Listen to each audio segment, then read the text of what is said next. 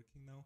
We're back with my dearest Július Gelžinský, who is our guest today, and he is a doctor in internal department 2 in Bory, and he has been teaching me in propedeutics of internal in my 3rd year. I'm in my 6th year now, so basically was let's say a person who put the trajectory for my medical career.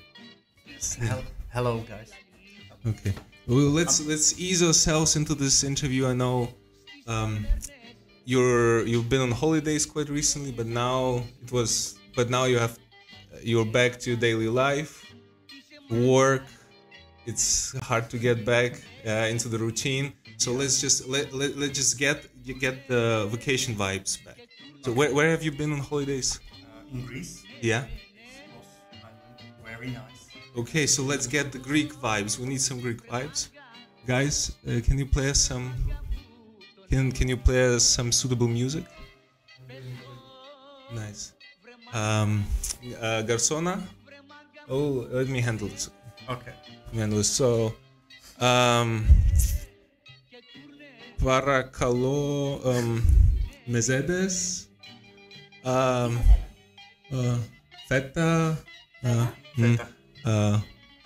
Olives. And Uzo. Very good. Okay, so let's get into the vacation vibes. Holiday vibes. Yeah. And I also know a very terrible secret about you, probably your darkest secret. Okay. Yeah, and I will tell it to the audience now. So Julius' secret is that he's addicted to olive oil.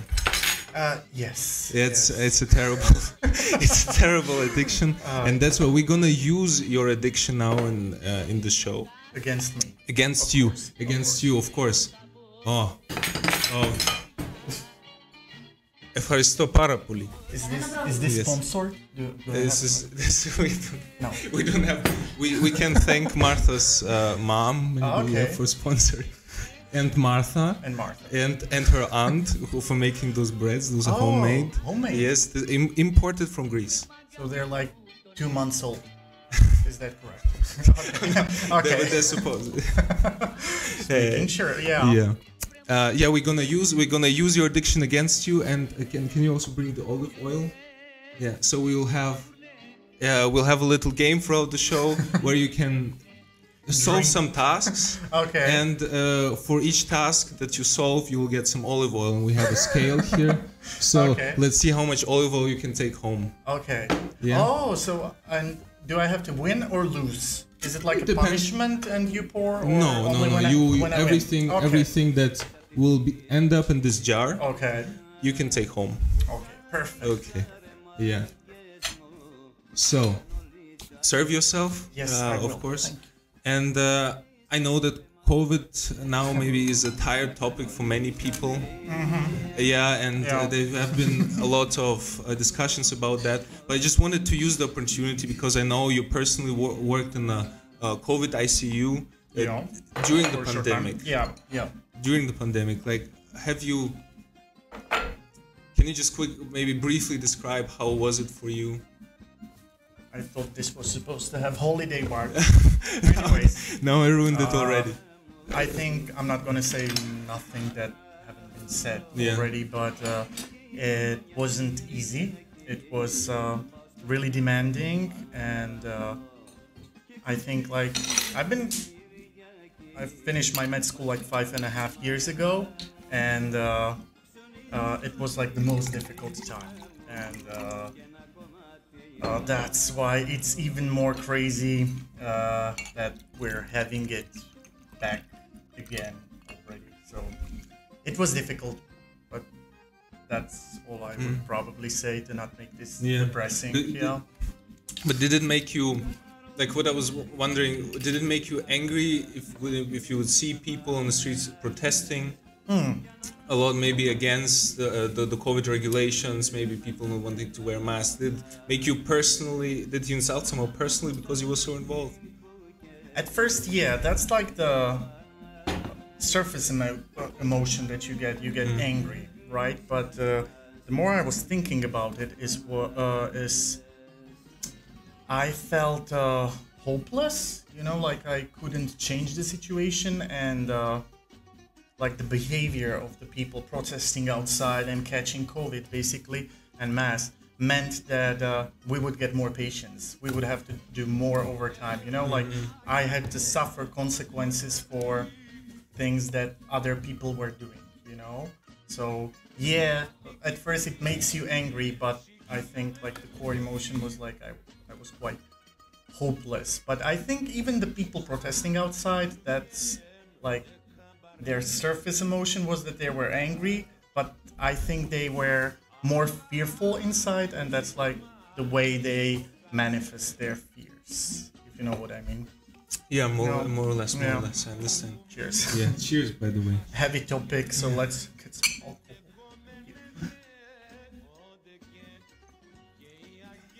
Yamas. Very good. Yeah. And for you, how do you generally approach, like, because what I noticed when you were teaching us, yes, that I really admired your approach to the patients. Okay. Yeah. Like really, I like how that you were very humane with them, that you respected them. Mm-hmm. Yeah. But how do you, for example, treat patients that don't listen to your advice, and they okay, do you have I think it's generally very interesting for us as medical students how to develop those skills of dealing with the patient. There's a lot of psychology involved. Yes, but I think a lot of those skills they come from practice, which is basically what we make you do in propedeutics of internal medicine. Like we force you to talk to the patients, and that's because we want you to get used to it, because the more you're used to something, the more natural it feels and the easier it becomes. And yeah, the psychology in it is like, of course, you project whatever is inside of you into your conversations, not just with the patients. So which means if you already feel like you're less than someone, then your need is to prove otherwise, right? So you can appear egoistic, you know, or you can appear like egocentric, or your towards the patient. Yeah, of course. But in fact, you're just hiding that you're really insecure inside, right? But when it comes to patients, But you need also a sort of a tougher shell sometimes, no? Of course, yeah.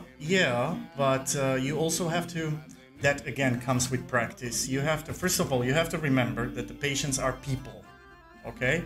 And people are flawed. You know, people aren't good or bad. They are good and bad, like everybody.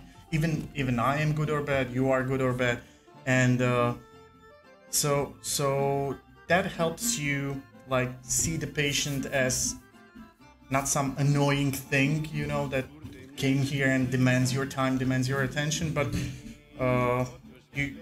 if you see patients as human beings, you know, I try to talk to them as if, as I would hope that somebody would, or the other doctors would talk to me or to my relatives or to anybody that I like. You're saying that it's, yes, it is tough when they don't respect you or don't agree with you or something, and that's another thing that I've been changing a lot. I've been doing it for, I think I said 5.5 years, and I can see the changes in my approach, like from month to month. Some of them I like, some of them I don't like. It's like I am in some ways becoming one of the doctors that I wouldn't want to become. You mean know? Like a bit cynical? Or? Yes, exactly, a bit cynical. But what I am trying to, because again, it's helplessness many times and lack of control. You know, you're forced to help everybody, no matter if they respect you, don't respect you.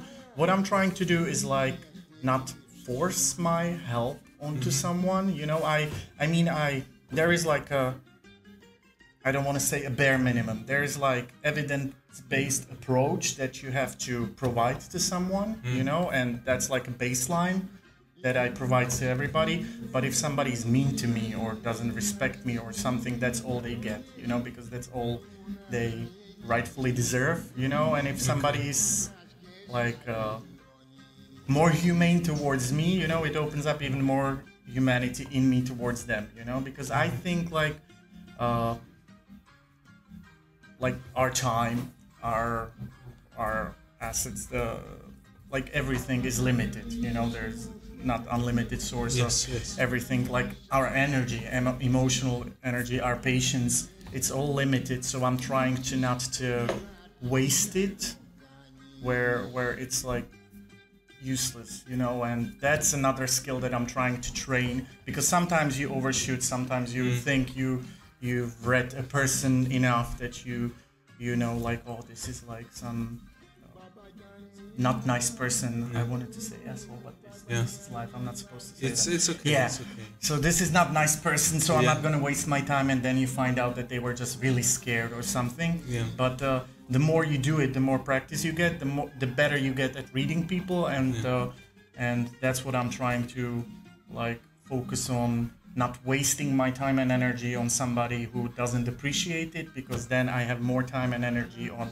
other people that appreciate it. But I found out that usually, but since you said that everybody's good and bad, then maybe this not appreciating stems many times from the people being flawed and having experiences that we don't know about, like maybe how it leads to this particular disease, maybe having a really frustrating experiences in the hospital before. You're right. And then they are sort of projecting on you. Of course. You know, so in the end, it's like, you know, I feel like those two approaches clash a bit almost now. That you... Yes. Yeah. Yes. You're right. And there's no definitive answer that you can get, you know, because like the world is complicated, and I think it's all like you can come up with a approach that suits you and then adjust it depending on the current situation. You know, I'm trying to approach every patient the same. You know, I try to approach them like with a open heart and open mind, and I'm trying to show them that I really care about them and I'm really interested in them. And I've noticed that with this approach, like 90% of the patients, they really appreciate it and they give it back. And the 10%, like if I had more time, I would probably try to crack the shell, you know, and get under the problems, but usually I don't. Yeah, you know, so. Like the work of life, the work of a doctor is really tacted quickly, so you don't have infinite time for every patient, of course. And because of some recent things, some recent events, I wanted to talk about you also about dealing with death. Like one of our colleagues has died recently. I don't know if you have seen on the news. Yeah, one of the students. Yes. Yeah, he was a student of the second year, and he died last weekend, unfortunately. And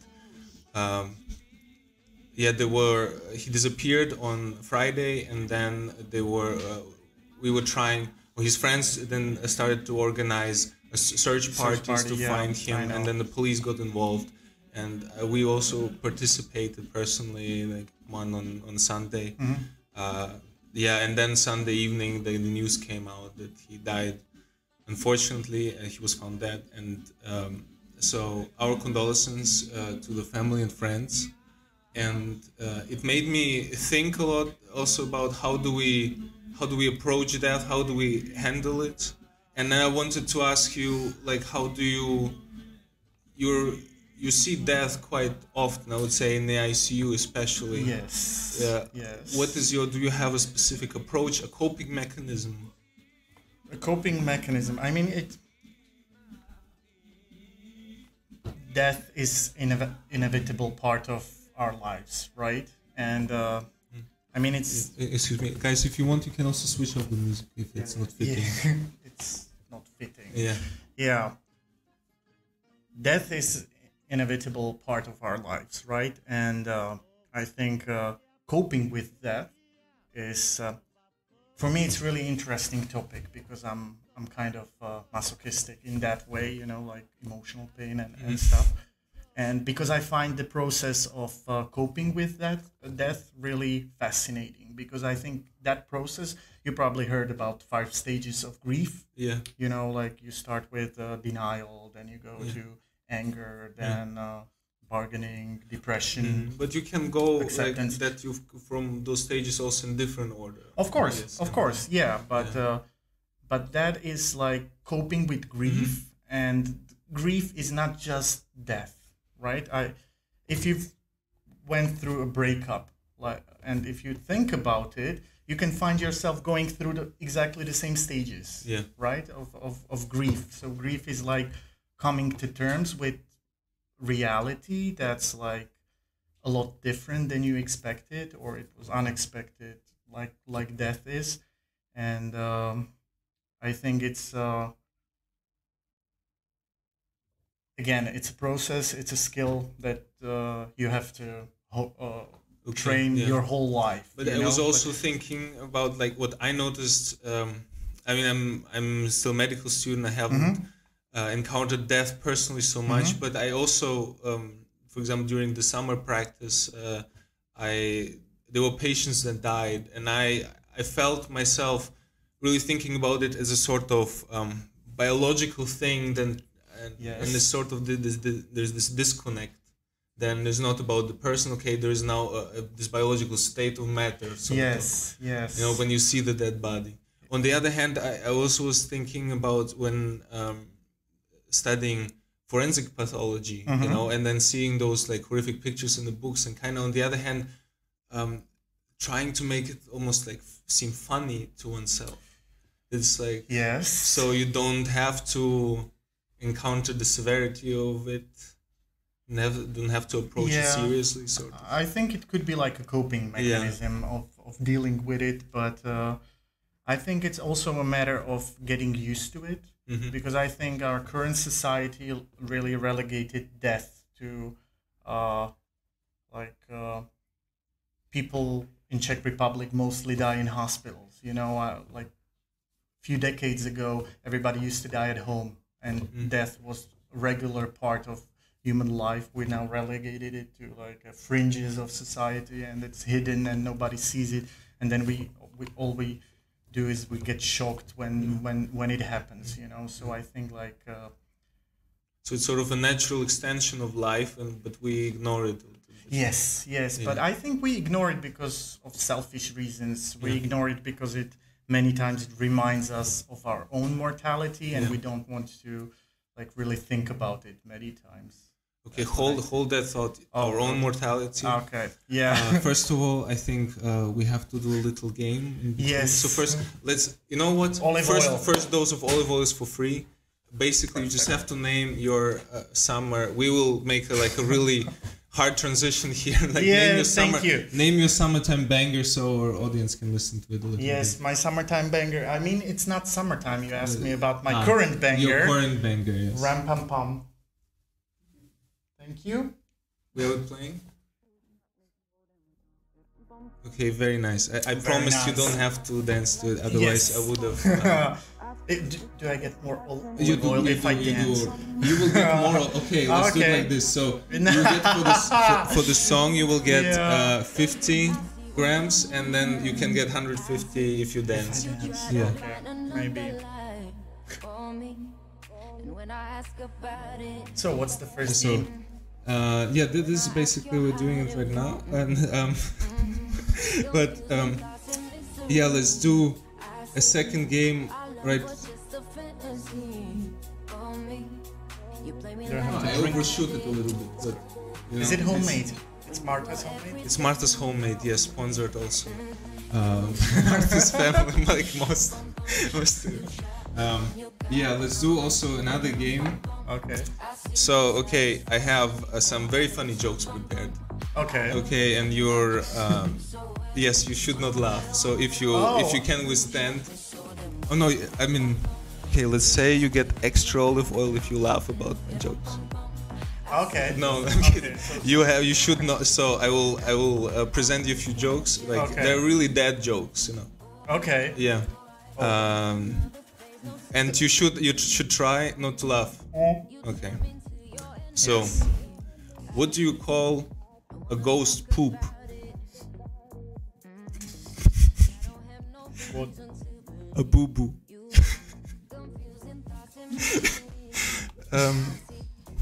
What do you call a factory that makes okay products?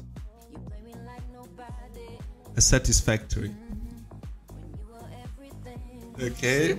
The first one was on the border. It doesn't count. Yeah. Yeah, almost. Okay, let's do. Let's do one more. Why couldn't the toilet paper cross the road? It got stuck in a crack.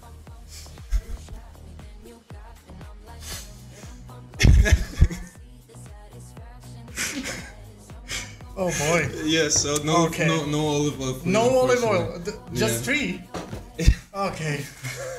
Yes, we have to talk about our inevitable mortality. Yes, we have to continue. No, let's. Go but I wanted to ask you. So, you also finished now your PhD. Yes. Yes. How do you feel? I feel 5 years older than I was 5 years ago. Yeah. And I mean, I felt a sense of a huge accomplishment when it happened. But then, like 2 weeks down the line, you get to the same level of happiness. Okay. Hedonistic adaptation principle, you know. And I'm gonna warn all the medical students listening. Not to do it. The same thing is gonna happen to you once you finish med school. You're expecting right now to feel the joy for the rest of your life of finishing med school, and that's most likely not gonna happen. Yeah, I actually not expect it to be this joy. I expect it to be less painful. Just like for a little bit at least. Yeah, you're in for a surprise.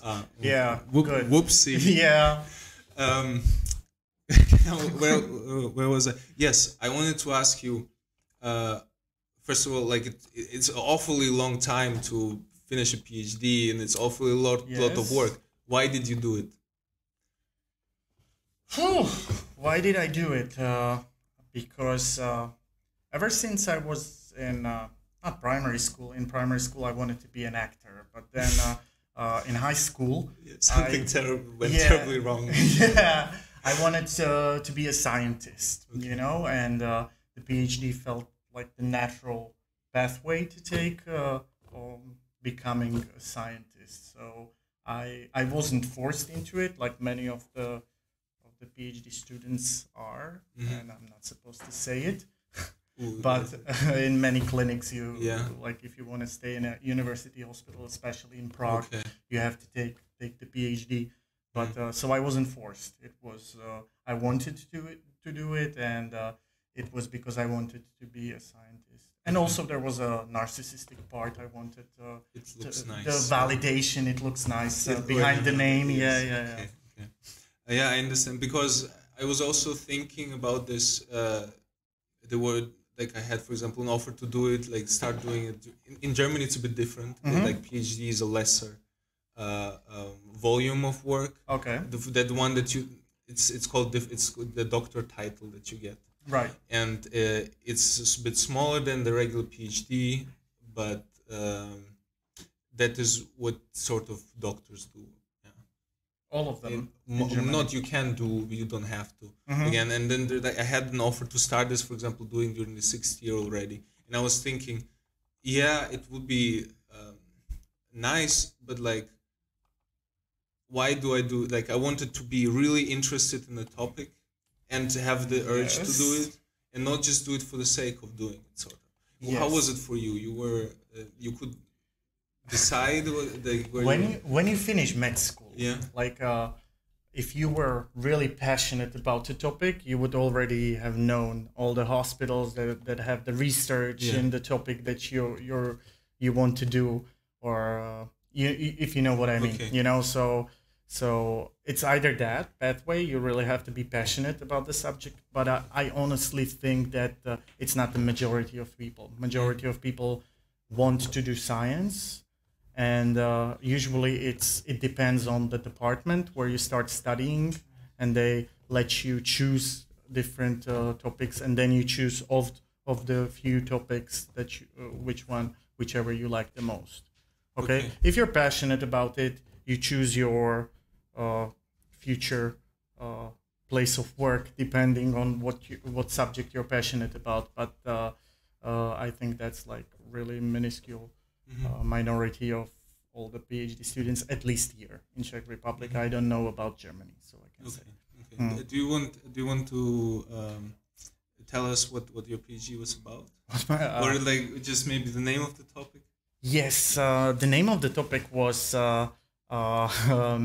metabolic and genetic factors of vascular aging, and it was very simply, it was about stiffening of large arteries, because stiffening, especially of central arteries, is like the main pathophysiological expression of vascular aging. As you age, like your arteries get stiffer and stiffer, and we looked at few metabolic factors, especially considering glucose metabolism, and we wanted to see if they accelerate the process or decelerate it, or what effect they have on the aging.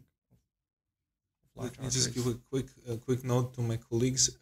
Can you get the beer ready for the next game? The beer. Yes. Okay. So beer. Yeah, I gotta warn you. I'm after a shift. Yeah. So I didn't sleep for like 26 hours. So you're gonna get me really tired. What time do we finish? Yeah, we have like we do a total hour usually, so it's okay.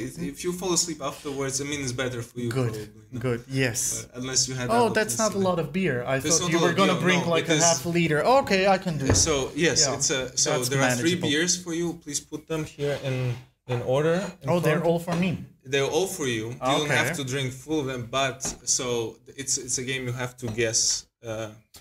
The beer, yeah, I don't know. Okay. Are you an expert? Would you say? I'm not an expert. You're not an expert. I'm not an expert. I like beer. But there's so there's a Pilsner there. There's Kozel. And there's no Kozel. No Kozel. Let's say there's one mystery beer, one Pilsner, and one from your home country. Because I know that you're from Slovakia. Is it like from the east part of the Slovakia? It's fishing for information. No. It is supposedly it is the most famous like beer. So it's gonna be the Golden Peacock. Yes, it is. Okay, you get. Okay. So if you, but which one is it? Yes, exactly. If you guess both of them correctly, you will get 50 per each. You'll get 100 more mLs of alcohol. Okay. And how about the mystery beer? And the mystery beer, let's say if you guess the mystery beer. Without me telling you how it's called, you will get 100 for this. Okay. This one is the hempiest.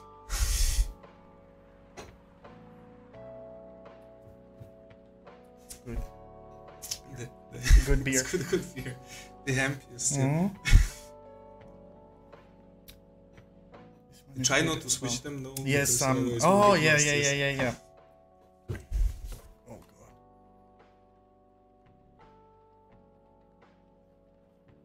They're all good.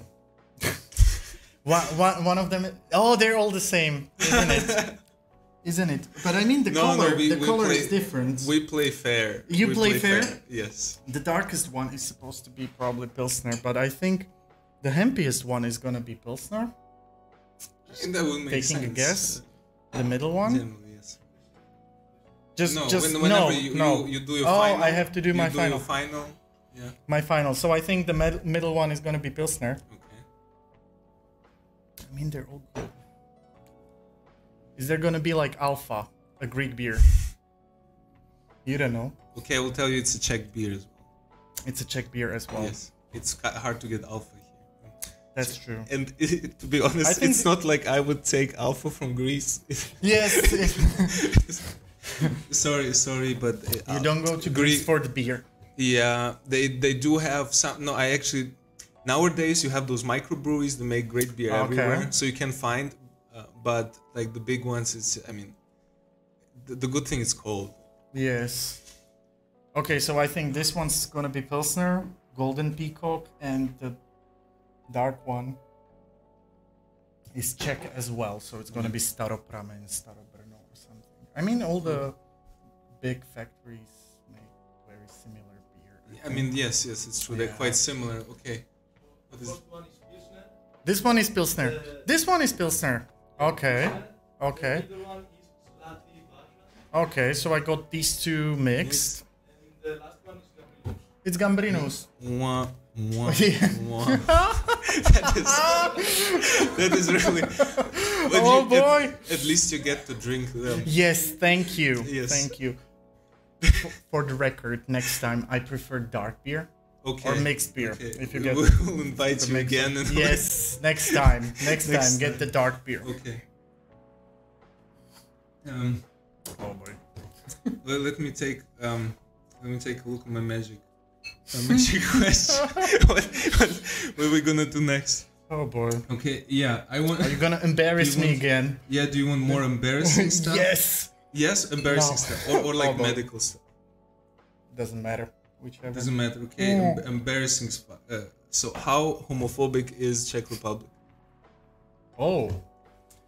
How homophobic is the question Okay. of like, yours? Ru- That like- this is an embarrassing question. Okay, like 10. Let's say 10 is Russia. And, Yes. It's not and- Russia. And 1 is what is the Netherlands? Netherlands, maybe, yes. I think it's like 4 or 5. Okay. It's like 4. But I like in Czech Republic, it's because like with every phobia, there's like two ways you can do it. There's like aggressive form, so you are afraid of something, so you're trying to destroy it, attack it, or something. And then there's like a latent form where you don't care about it as long as you don't have to look at it. Okay. And I think that's the way Czech Republic is homophobic. I think it's getting very, very good with the younger generations, or depending on the social bubbles that I surround myself with. But yeah, I think the attitude in Czech Republic is not like extremely open, but at the same time, it's not like they're trying. It's just the Yes. timekeeping. Yes, I was curious what that is. So the attitude of Czech people usually, or especially the older generations, is like, I don't care as long as you do it in your bedroom or Yes, something. that is you know? what you hear a lot. And Yes. but on the other hand, it's like, yes, but you get to do all your things outside. Yes, I know. But it's still better than like we have to stone you to death, or we have to like Yes, converse okay. you or something. You know, if I were to choose, I think like compared to 50 years ago, it's really good. It's not perfect. We're not there yet, but it's still not Russia. You know, like where hunts are performed or something. You know, so yeah. Do you think you were affected a lot by it? Not in Czech Republic. Not in Czech In But in your Slovakia, home- definitely. yes. Yeah. In Slovakia, Because it's definitely. generally worse, kind of, would you say, or is it because you were a teenager and it may be? That's also a factor, of course, but it's definitely worse in Slovakia. Definitely worse, because in Slovakia they don't have the "I don't care about you" attitude, like they do. People, of course, I can't generalize for the whole Slovakia, but huge chunk of Slovakia has the pitchfork attitude, like Okay. not in my backyard, I'm gonna chase you away or whatever. But you notice that there is a lot of difference generally culturally between Czech Republic, Slovakia, or like probably to a lot of our international viewers, they kind of seem very similar, and because they used to be a country. Yeah. I think the difference is the same as they used to be a country, and it's like pick any country, like pick Germany or from Germany, so pick East Germany, West Germany. There is definitely a difference, you know. Or in France, it's going to be different in Paris, and it's going to be different in some rural area, you know. And because Slovakia is more rural and more religious, you know, so historically, I think difference is mainly because of that. I just wanted to remind our viewers that they can post their questions in the chat anytime, and we will try to get back to them in the end of our show. Okay. Yes, so don't be shy. Yeah, and but you didn't, in Czech Republic, unfortunately, you didn't get yet to the equal marriage. Not yet, but there's movement. There's civil partnership, like since 2004 or 2006, in Slovakia. Just saying civil partnership. What is the difference that you cannot adopt, or is it? There are actually many differences. Okay. Like one of the differences is like you can't adopt. The other one is like, what's the English expression? Like, when you get married, the assets you acquire together is like a common assets. What's the terminus technicus for this? I don't know. Like a common. Yes, and you don't do that with civil partnership. So anything you acquire together is not like it's not considered a common asset of the household, and that's like one of the many differences. There was actually a movement in Czech Republic like called We Are Fair, and they tried to get the civil union upgraded into marriage, to be equal, and they listed like 200 different differences, small differences between the civil union and marriage. So. Yeah. But is there any prospect that it will change in the future? I'm not a fortune teller. There is a prospect, and I think things are gonna change in the future. I'm just not sure they're gonna change for better. I'm trying to be optimist, but at the same time, like in the last 100 years, there were like 5 different regimes in this plot of land. So I'm not really keen on relying on things remaining the same. You can see actually with the current polarization just about the vaccines, and it's gonna transform into something else, because before the vaccines, they were fighting about, I don't know, chemtrails or something, there's like a huge growing population of people who are, I think, angry for the sake of being angry. I think the reasons behind it are like complicated, and it only manifests as I'm not going to get vaccinated. I think people genuinely feel like their freedom is being taken away, and it doesn't matter if it really is being taken away or if it's not. The thing is they feel that way, so they react towards it. So I'm afraid our societies are going to get a bit more polarized. Then some bad shit is going to happen, and then we're going to have to be like, okay, now it's time to rethink, and it's going to get better. I think like our history shows us that the path forward is a bumpy road, and I think like we're going to hit a few bumps before we get there, but we're on a good path. We're on a good path, as long as the global warming is not gonna like kill us all before we get there. In the end, probably we will. Yes. That's that. I think that's the thing. Like we're fighting about vaccines and like the minuscule stuff that, in the grand scheme of things, doesn't matter, because like in 50 years there's not going to be any farms here, because it's not going to rain here for like 320 days in a year, and we don't care about that. But we're like fighting about vaccines. Like that's what it's a topic that concerns you a lot. Yes, that actually concerns me a lot more than the current pandemic. It's gonna go away. I think I got some opinions about the vaccines, not get vaccinated, not like opinions like they're lying to us or something. That's not a question for me.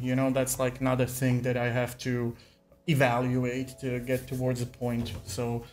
But I think like this is gonna go away. Like Pfizer came up with a pill that's like 90% effective, and it's like Tamiflu. Yeah. That's against the flu virus. They came out with it because of, I think it was like bird flu. It came out like 15 years ago, and now like if you give it to people with influenza, it helps a lot. And this is gonna be the same thing. So COVID is gonna become seasonal, most likely.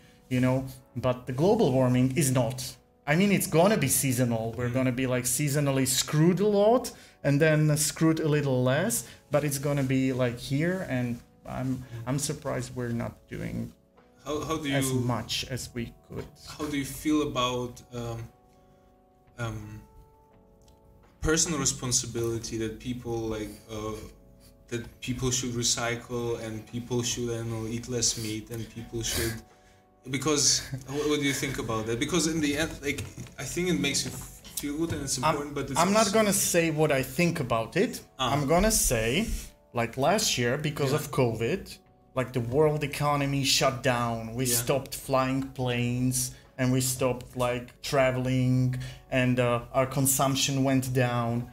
And do you know how much the global CO2 emissions went down? Yeah, it was a minuscule percent. It was like 10%, it was like 8%, you know. So, and that's when we did that. All of us did that. Like we stopped consuming so much. We stopped traveling, you know. So I think like the real culprit is like more likely. I think like 80 corporations in the world are responsible for over 90% of all the emissions, and that's the focus we should go to.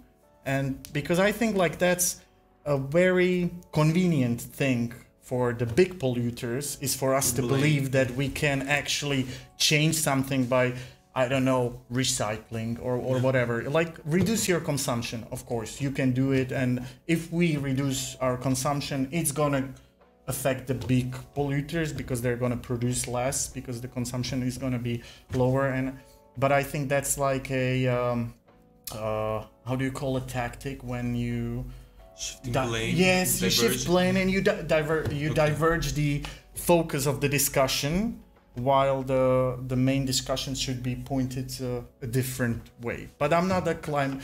I have my opinions, but don't. You know how I think about that is that people, because okay, a lot of that depends then also on the political will that individuals express, the way they vote and so on. This has more change, or maybe if they go to protests or something like this. But somebody who is like not willing to recycle, not willing maybe to adapt himself, like with maybe his meat consumption, or maybe with the traveling, those are not going to be the people that also vote for those parties many times. It's because it's about, you know, creating this mindset within yourself, and maybe then it leads to a bigger change.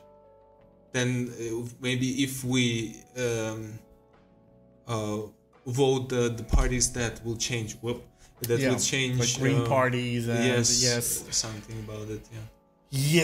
I think like we humans are amazing at one thing, and that's adapting to change. That's our like main advantage, like evolutionary advantage. We came really close to extinction a few times, right? You've heard about the bottlenecks in biology classes.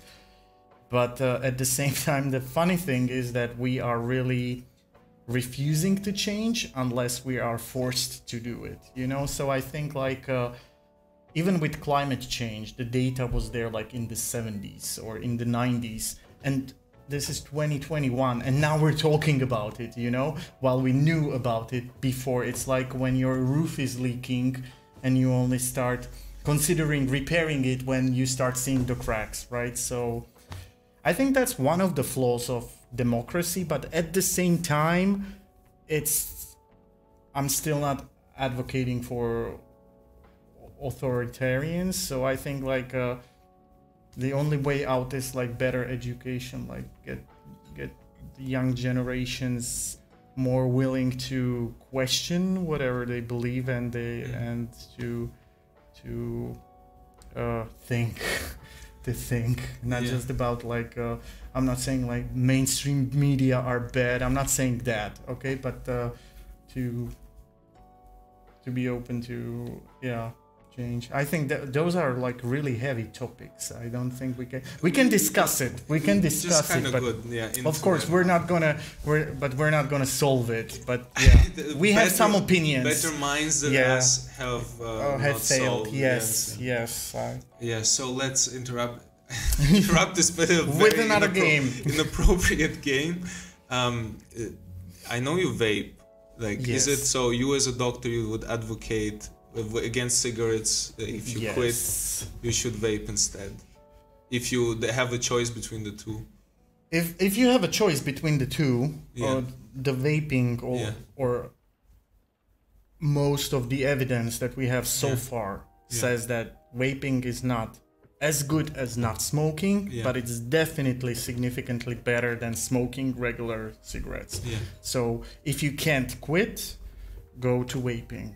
And because I smoked regular cigarettes before, and I quit 3 times in my life. And the first time I managed to remain smoke-free like for 6 months. Then the second time for 3 months. Then the third time I took Champix, Varniclin, which is like a drug that you take, and it's a prescription medicine, and it helps take the cravings off.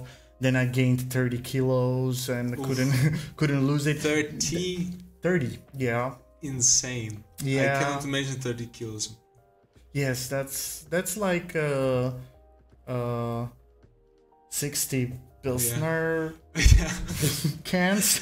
That's 30 kilos, yo. Do you have? I forgot to ask you. Do you have your vape with you? I have, but it's like in it's the over there. dressing room. Is it? Can somebody? Is it Martha? Is it inside of something? So this is gonna be a vape competition? Yes. Oh, yes, but you got a better mod. Come on. No, it's whoever gonna vape. We're gonna do this. We're gonna embarrass No, ourselves. it's in my hoodie, please. Who is gonna vape the sickest? Produce the sickest vape? It's gonna be you because I have like a little lady mod, you know. Okay, it's big. Okay, I will. You will just. Thank you. It's like it was vaping. I think was cool for like 5 years, and then I think and then it's kind of dropped off. Like, what happened? I think it was like cool for young generations for a long time, but I see more and more older people transferring from regular cigarettes to vaping. I've noticed like when we were in Greece, in Kos,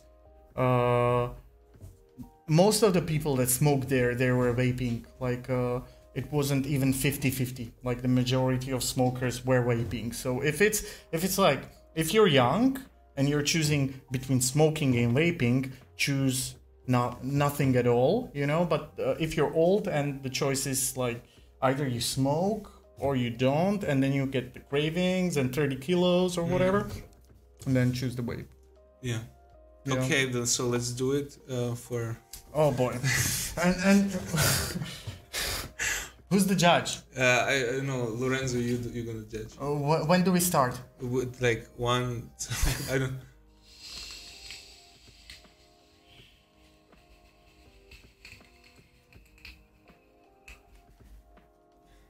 Is the point the smoke or?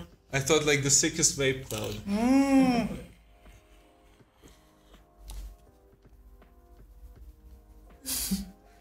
You won. Come on! You don't want me to have olive oil? You know what? This one is on me. Yes, thank you. It looks really empty, to be honest. Yeah. I thought, It looks really empty. Starting to feel ashamed of myself. No, it's not. In here, I'm gonna go away with like 50 milliliters of olive oil. It's not your fault. I want just to say. Yeah. Yeah. Oh boy.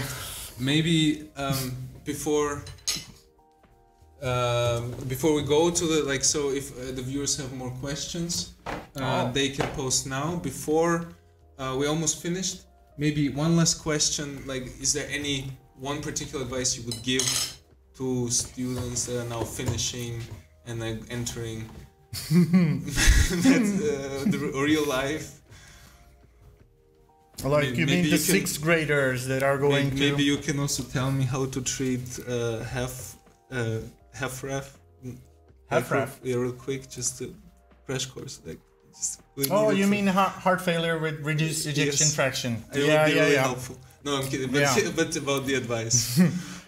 My advice is learn something about imposter syndrome, because you're definitely gonna experience it once you start working as a doctor. That's like when you feel like, what the hell am I doing here? You know, for the first 3 or 4 months once you enter the hospital. So learn about that and enjoy your last vacation or your last holidays that you're gonna get after the 6th grade, because then the real thing is gonna start, like the real life. And it's amazing. Don't get me wrong, it's amazing, but it's really demanding at the same time. So, so my advice, it was probably the imposter syndrome, right? Yeah, read about the imposter syndrome and fasten your seatbelts, because it's gonna be alright. You know. Okay. So, what do we have from the viewers? Why do you think Czech people have so much anger in them? Oh boy, anger.